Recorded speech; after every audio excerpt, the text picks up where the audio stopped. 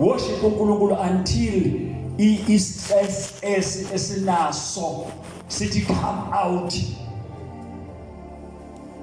igama lenkosi ngibonga because in presence we must feel it. Move kamoyo ingcwele we must feel it in our meetings. Imove yethuba kumele nindande ithuba laphezulu uma sihlangene kumele nindande ithuba liyababe phakathi kwethu madoda ngoba uma likhona ithuba abakhulayo bayaphila. Uma likhona ithuba ababoshiwe bayakhululeka. Uma likhona ithuba abasindwayo bayathulwa. Uma likhona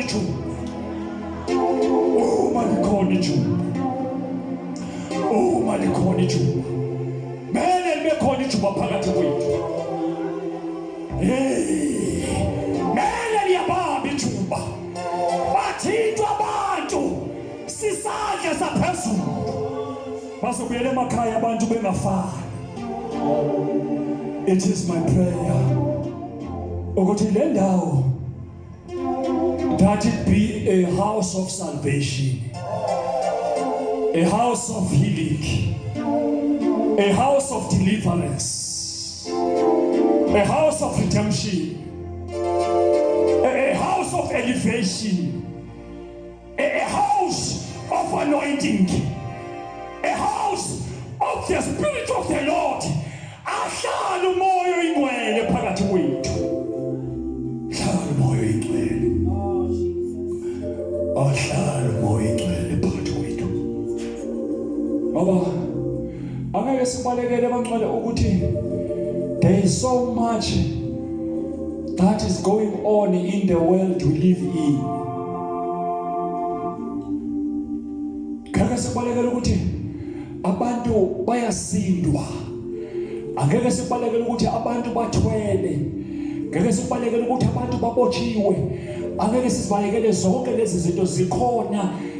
Wake up and sip the coffee. Zikhona lezi zinto uma ngabe ucabanga ukuthi azikho ezi zinto zikhona ezinto esikhuluma ngazo and ezo zinto zidinga amandla aphula ijoko. Walibonga igama lenkosi. Zikhona lezi zinto kuyazanyalazwa uthi ka uthi ndakuphumela kuphinde kube khona into evelayo ongazange ukuthi ivele ngaphi.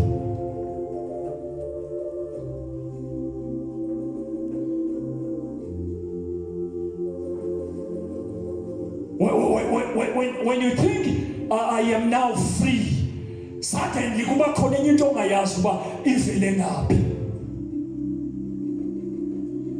Nikhona bangcwele amazi njengoba ndiva you know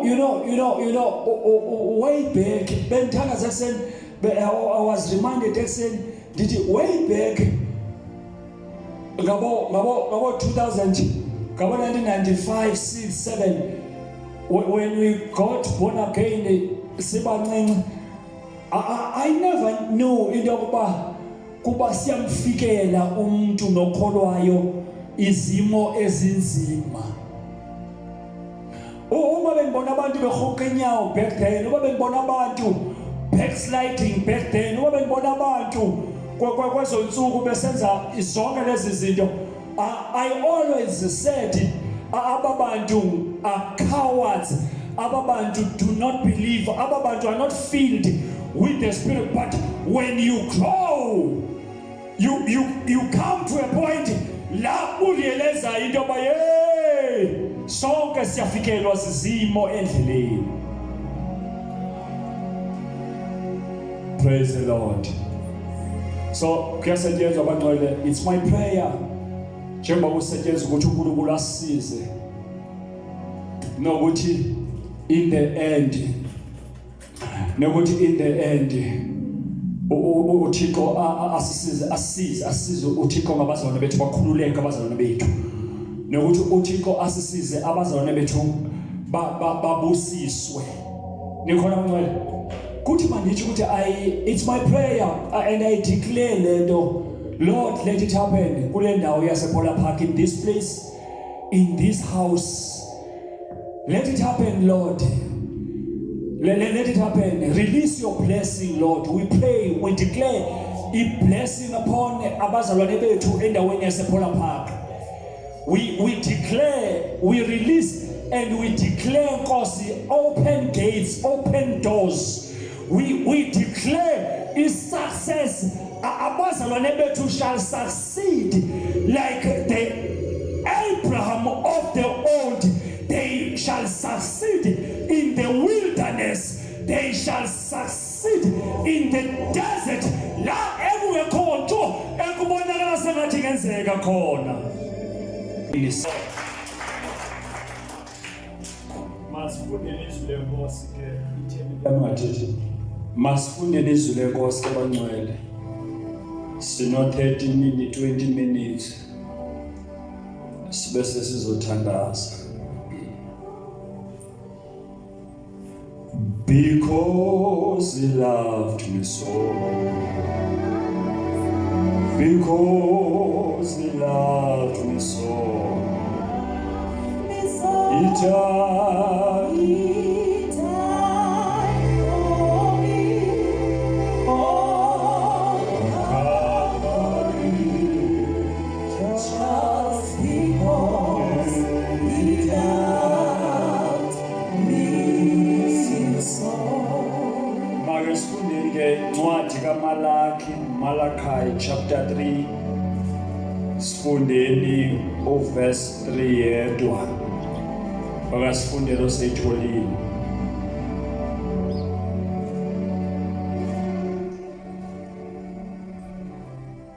He will sit as a refiner and a purifier of silver. He will purify the Levites and refine them like gold and silver. Then the Lord will have men who will bring offerings in righteousness. Praise the Lord. Lizwi lenkosi leli abangcwele bazothi amen. Amen. Uphethe iphi iBhayibheli lapho sithakasela?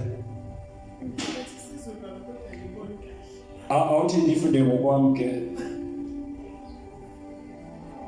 Benfisa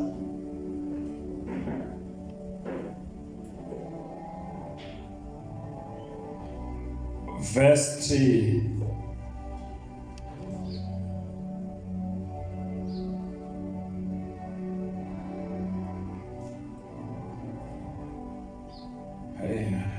esizulu sithina nasizwa nje naso on Calvary just because he loved me so Petit beloved he said Petit Bible English uphethe mama umzimasa Because you know why so mamsakele if verse 1 he will sit because but isizulu ngokusona sithi siyakuhlala sicwengisisa sihlanza isiliva yabona ibhidwe yelithi siyakuhlala now who isizulu sibona sengathi yithi labo bazakwenza lento ngoku but iEnglish ithi he clear ukuba ngubani asizwe lahlo zami yeah ithi lena uyakuhlala ke engumnyibilikisi engumxoxi wesilivere abaxoxe onyana bakaLevi abahluze njengegolide na njengesilivere babe ngabazisa umnikelo kaYehova benobulungisa. Woba mnandi ke kuYehova umnikelo wakwaYuda Noah seYerusalem sendiyaqhubeka ndifunda ilizwi lenkosi leli abangcwele bazothi amen. Bangcwele kafushane kuvuka lamazwi ekseni enhlizweni yami.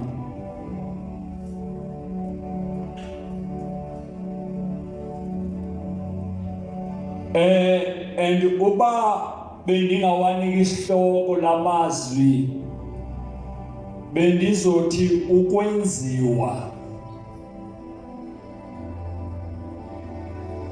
kwekholwa, ukwakhiwa kwekholwa,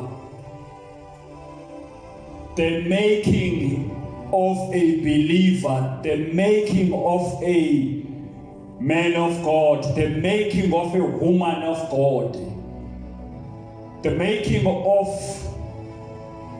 a prophet of God, a prophetess of God. Ukwenziwa kwekholwa. I found out uma ngifunda lana, and noba se refer to other biblical scriptures, ukuthi kukhona isizini elifini yekholwa la ikholwa lisenziwa khona. And leyo season ayo season emnandi, isizini yokwenziwa kwekholwa. It's a painful process. It's a painful process, a process yokwenziwa kwekholwa. Kukhona uyabona uma ngabe ungakholelwa obofunda kahle incwadi ka1 Samuel chapter number 1. Ngoba lithi iBhayibheli kwakhona indoda elikana inamakhosikazi amabini, uHana noPenina. Libese sithi iBhayibheli uHana wayengatholi bantwana. They summarize, not because of the demons, not because of uSatan. Lithi iBhayibheli because uNkulunkulu wayemvalile, he had closed her womb. And leyo period yayibhlungu empilweni kaHana. Ngoba wayebafuna abantwana, ngoba wayecikidwa nguPenina. Wayemcikida uPenina uHana day in and out. Emkhuluma kakubi, emiza ngamagama abuhlungu. Ngoba kwakuyiprocess, nesizini, neperiod, nesikhathi sokwenziwa kwakhe. Igama lenkosi malibonga. Siyalehlela ikholwa nekholwa esisikhathi engikhuluma ngaso, isikhathi sokwenziwa. Lithi iBhayibheli kule ndawo esifunda kuyo, he will sit like a refiner of a gold. He will sit like a purifier of the silver. And as izinto esithetha ngazo, as the mineral resources, igolide nesilver, abantu bayibona seyikwi-shelves as doors, glittering and shining. Bakho ukuthi idlule kwi-process before iyobekwa phayana. Iqale yamayinwa yahunjwa phansi komhlaba. And uma iphuma igolide phansi komhlaba, you cannot jump for it and say iyo le igolide and run and sell it uma iphuma phansi komhlaba. Kumele yombiwe. Uma seyombiwe yaqedwa isiwe kuma refiner nama purifier abantu abazayidlulisa emlilweni. Nikhona ngicela lo oil purifier yo ubasa umlilo ayifake emlilweni iche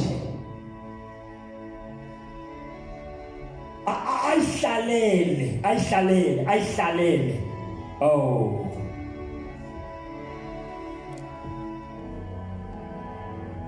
ubasa umlilo lo oil purifier yo igolide ayihlalele isemlilweni ayibuke isitsha.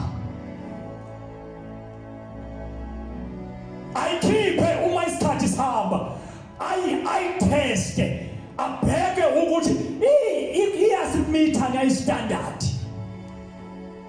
Uma ngaba efise bona ukuthi ayikafike ezingeni aphinda ayibuyisele back to the fire. Ngesikhathi senza lonto uhleli phansi uyihlalele uyayibuka ihlele emlilweni. It's going through a process ye purification. It's going through a process ye refinement ngoba kumele ithi come out emlilweni ilento afuna ukuba ibe yiyo. Alibonge igama lenkosi. Athi kopalayo uNkulunkulu will sit like the purifier of the gold, like the refiner of the silver. Uyakuhlala njengomnyibilikisi engumxoxi wesilivere abaxoxe onyana bakaLevi. Abaxoxe onyana bakaLevi ngoba onyana bakaLevi biblically are the priests, ngabantu abanexanduva lokuzokuma phambi kaNkulunkulu and bring the sacrifices on behalf of abantu. And so ababantu cannot come before kuNkulunkulu bengekho purified, bengahlanzwanga, bathi ukudlulisa emlilweni. My God, my God, my God. Kuthiwa ke uyohlala esihlalweni abadlulisi baxoxwe kukhutshwe kwenziwani kahle kahle uma ngaba befakwa emlilweni labantu. Uma ngaba abantu noba igolide uma ifakwa emlilweni kukhutshwa idross la kuyo, kukhutshwa inkunkuma apha kuyo, kukhutshwa ubumdaka apha kuyo ukuze kuzosala igolide, a pure gold noba a pure silver for the marketplace. Keke isiwe kwi marketplace ingaqedwanga zingakhutshwanga ezi zinto ekumele zisuswe kuyo. Khona ixesha elisifikelayo sonke singamakholwa, noba lana isithi iBhayibheli ngonyana bakaLevi, sonke singamakholwa ngoba it was onyana bakaLevi in the past. Ngexesha le-Old Testament abantu ababenelungelo lokuza phambi koNkulunkulu bazovela, but ngexesha le-New Testament everybody unelungelo lokuziyela kuNkulunkulu ayozimela phambi koNkulunkulu. uKristu Jesu wawenza umsebenzi opheleleyo eCalvary, walenga wafa ladabuka ikhuselo, so that each and every one of us we must be able to enter into the holy of the holies and present our sacrifice and present our bodies. And it is yenkosi ndiyanivuselela ngoko ukuba ninikele imizimba yenu njengedini elikholekileyo enkosini, inkonzo ke leyo yenu yasenqondweni. Mama libonge igama lenkosi. So ikholwa nekholwa liyavelelwa, liyadlula kwesisimo. Siyadlula kwesimo. Why? Because uNkulunkulu does not use what he has not tested. Yonke into esetshenziswa nguNkulunkulu kumele iqale itestwe ngaphambi kokuthi isetshenziswe. Senchilo, we sometimes see gold glittering and displayed kuma jeweler stores. Uma sibona igolide idisplayiwe, sibone end product, i-raw stuff and i-raw material asiyiboni.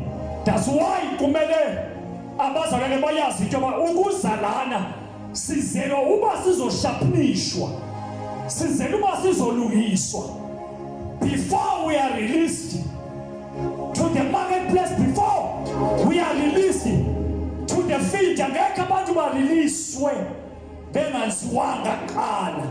iBhayibhile kwenye indawo, lindani, hlalani eJerusalem nilinde.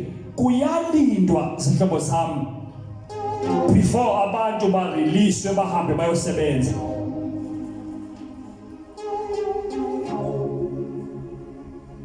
So sithe process lena painful ngendlela esisimanga, process ye refinement ne purification, and it's a must. Uma bangcwele sizomemezela, if we going to prophesy, if we going to blow the trumpet, simemezele ukubuya kwenkosi, ukulunga kwenkosi. Kumele ukuba siqale sithi go through i-process ye refinement. Igama lenkosi malibonga. Let God prune and purge you, painful as it is. Abazalwane mabakuvumele, kubuhlungu, kubuhlungu kona, kubuhlungu, kodwa abakuvumele abazalwane ukupurifywa, ukudluliswa emlilweni. Painful as it is, and sidluliswa ngendlela eziningi. Omunye from nowhere uvela phelwa ngomsebenzi, omunye from nowhere ukuvuka abantu bamzonde bangamfuni, bamkhulume kabi. From nowhere kuba khona izivunguvungu ezivelayo. It's a process of refinement. Ekumele sonke singamakholwa sibuke, si understand, siyamkele leyo process. It is not a permanent process. It is a process ekudlulwayo kuyo. Igama lenkosi malibonga. Uma sewudlulelana, you are able to speak njengoJob. Athi uJob kwenye indawo, when he has tested me, uma sentestile waqeda, I will come up glittering like a gold. Uma sengivuvinyile, uma sengilindiwe, uma sengidlulile kule process,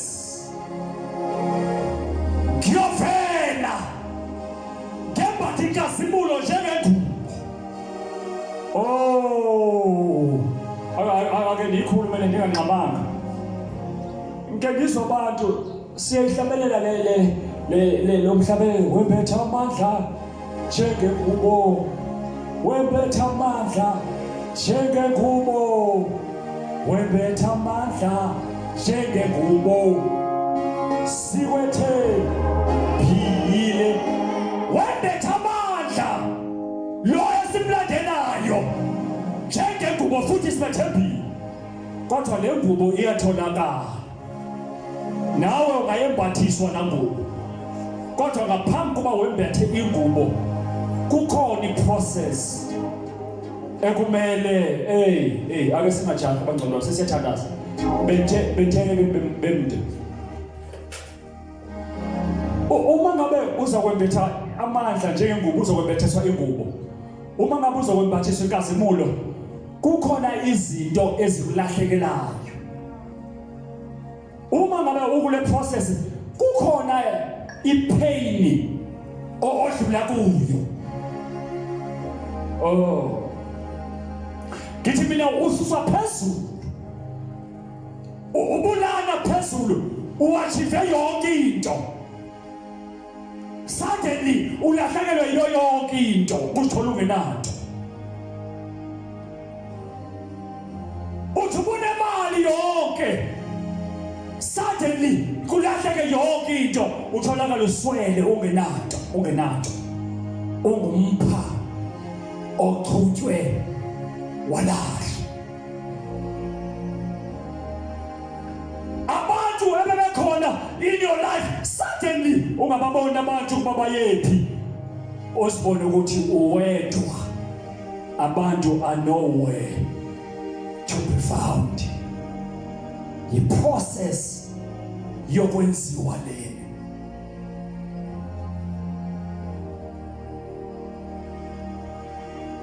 Uthi noma esatweni sangakini bavela abantu babhekane, ubabone bekhoba abantu besithi bekhuluma ngempilo yakho. Abanye bayabuzana, nguye lona, what happened? Akunoba nguye lona.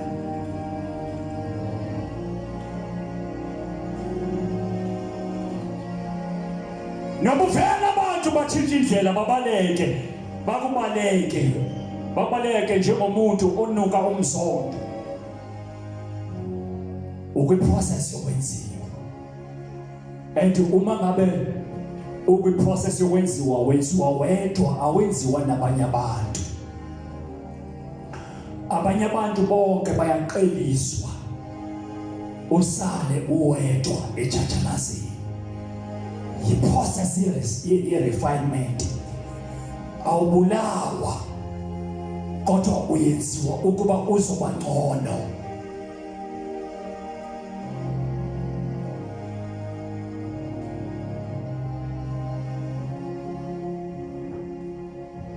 Uyenziwa so that when you arise tomorrow, when you speak tomorrow, everybody will listen. When you lead tomorrow, everybody will follow. When you arise tomorrow, abantu will, when you come through, abantu will worship the ground you're walking on. Yi-process isihlobo sami, yi-process. Sidlulile ezintweni futhi sisezodlula, kodwa sibonga ukuthi asusudlula sodwa, sizodlula nalo esidlule nayo izolo. Lo osidlulisile izolo madoda, nakusasa uzosidlulisa. Uma ngasishiyanga izolo, ngeke wasishiya kusasa. Uma ethembekile izolo, uyathembeka kusasa. Ngoba wethembekile, kuthembekile igama lakhe. Asime ngezinyawo sibe sesiyathandaza. Bakhona phakathi kwethu abantu, I know khona abantu phakathi kwethu njengoba sikhuluma abafila sengathi bakulomeko, bezwa sengathi impilo zabo zinzima, bezwa sengathi ubomi kunzima, akuphileki. Ngicela abantu abashayo bagijime bazelana. Ake bese nje abantu abashayo abathi, you know what, I can appeal to le noishoyo. Kukhona isikhathi la sokuthi noma ngiphaphama ebusuku, ngizwe inhliziyo yami uvalo lungishaya, noma ngiyolala khona isikhathi yolala ngishaya luvalo, umoya wami udandathekile, ngiyasindwa.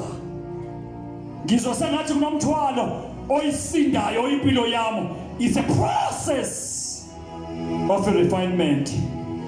Ngalo gijimoza ngaphambili, sizothandaza nawe ngegama lenkosi uYesu.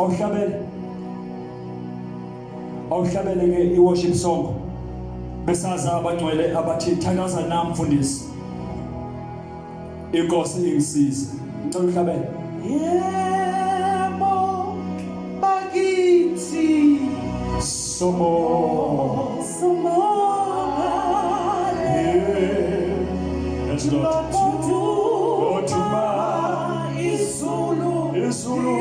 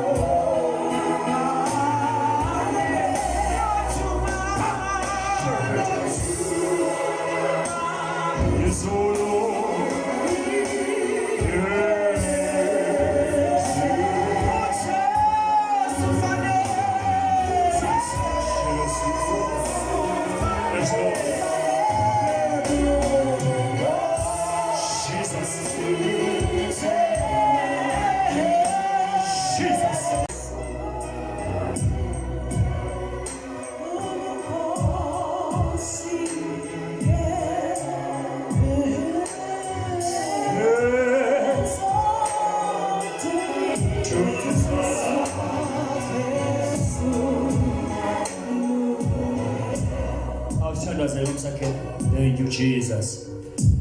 Baba wethu Thank you, ongcwele sibongile Thixo wethu namandla sibongile dwala laphakade umuhle sibonga izwi lakho Nkosi elinamandla izwi lakho elisiqondisayo njengamadoda endleleni. Oh, Ayikho Nkosi into esiqondisayo ngaphandle kwezwi lakho. Lilolodwa eliqhophozayo liyofikelela ngaphakathi ekujuleni lapho kufihlakale khona. Sibonga ukukhunjuzwa about the refinery process. Sibonga ukukhunjuzwa ukuthi yebo sizodlula ezintweni. Kodwa after you have tested us, we will come up pure as gold. Sibonga ukwenziwa singashiwe esithubeni. Sibonga ukwenziwa singashiwa siyinto engekho complete. Kodwa sibonga ukwenziwa uNkulunkulu. Ngoba uma yena sesenzile, bonke abantu bayasibuka ngoba sifana negolide elinqabile. Baba wethu namandla, siyabonga nasemini dwala laphakade. Sibonga uJehova ophilayo ezimpilweni zethu. Sibonga uJehova ohamba nathi ngamaxesha wonke. Sibonga uJehova osibamba ngesandla uma thina sesikhathele. Sibonga uJehova ohamba nathi emifuleni angene nathi. Sibonga uJehova ongena nathi emililweni aphume nathi. Dwala laphakade singasuka kweThixo sithi siyaphi. Uma sisuka kuwe singalokotha sithi sibalekela kuphi. Ngoba kuwe kukhona yonke into esidingayo. yes, Lord. Wena kukhona bonke ubomo bukhona phakade. Uma ekhona ama-options esingachuza kuwo, moya ngcwele. Nathi sifana nenceku yakho Davide, sithi we choose no options but to die ezinyaweni zakho. Dwala lamadwala, siyawela ezinyaweni zakho emva kwemini. Siyavuma ukwayonwa lizwi lakho. Siyavuma ukuthintathintwa lizwi lakho. Siyavuma ukutshintshwa lizwi lakho. Siyavuma Nkosi ukuredirectwa by the power of the Holy Spirit. Sikunikeza udumo nasemva kwemini. Senze Nkosi. Singaphumi process ingakapheli. Kodwa sihlale kuyo Nkosi sinyamezele ngawe. Sikuwe for the sake of your glory. Anoint your servant, oh God, that you have used in our midst to speak your words. In the mighty name of Jesus, anoint him. Give him more wisdom and understanding to continuously unpack your word without any fear or doubt. For the sake of your glory, Lord, let it be. In Jesus' mighty name we pray, we bless you, Lord. Amen.